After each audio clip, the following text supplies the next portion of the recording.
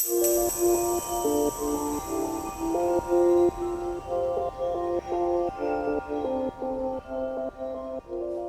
à fait.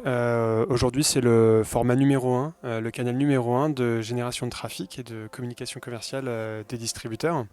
Et justement, la raison pour laquelle on a lancé Timo, c'est qu'on s'est rendu compte qu'il y avait une vraie opportunité avec le digital pour aider les distributeurs à en fait être plus efficaces dans leur communication commerciale en tirant parti du digital, en plus des leviers papier traditionnels.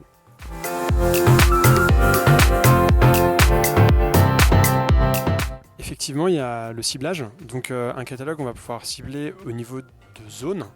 Là où, avec du digital, on va pouvoir choisir chaque utilisateur. Donc on va pouvoir cibler, se concentrer sur les prospects les plus chauds. Par exemple, on parlait tout à l'heure des opérations qu'on fait avec Leroy Merlin. Le rayon jardin, ça va plus concerner les personnes qui habitent dans des zones pavillonnaires que les personnes qui habitent en appartement. De la même façon avec Carrefour, la puriculture, ça concerne plus les parents d'enfants en bas âge que les autres. Donc ça, c'est un premier élément.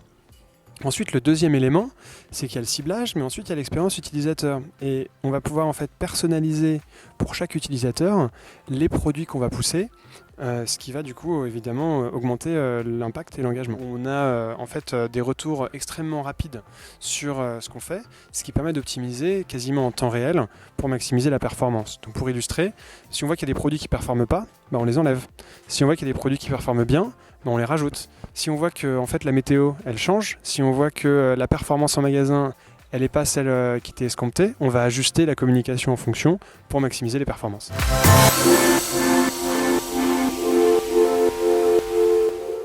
Alors, le principal KPI, ça va être les visites en magasin. Clairement, comme tout investissement, l'enjeu pour les annonceurs, pour les distributeurs, c'est le retour sur investissement. Et donc en l'occurrence, il va se mesurer avec le trafic qui est généré en magasin. Donc ça, c'est le premier KPI qui va être regardé. Ensuite, on va évidemment regarder aussi ce qui est fait au niveau des produits. Quels sont les produits qui performent bien, moins bien, pour lesquels il y a plus ou moins d'interactivité. Donc ça, c'est les principaux KPI qui vont être regardés. Ensuite, pour comparer ce média, ce canal avec d'autres canaux, pour ça il y a des méthodologies de mix marketing qui ont été élaborées, qui permettent en fait aux annonceurs d'optimiser finalement entre leurs différents leviers. Par rapport à ça, je dirais que de toute façon, c'est plutôt des leviers qui sont complémentaires. Ça veut dire que c'est des usages qui sont différents. Et donc, pour moi, le meilleur mix marketing, il n'y en a pas un qui est meilleur que l'autre. C'est plutôt comment tirer parti de toute la valeur que peut apporter le papier d'un côté, de toute la valeur que peut apporter le digital de l'autre, pour maximiser la performance au global. Timo accompagne les retailers pour les aider à optimiser leur mix média et tirer parti de tout le potentiel du digital pour générer davantage de trafic en combinant papier et digital.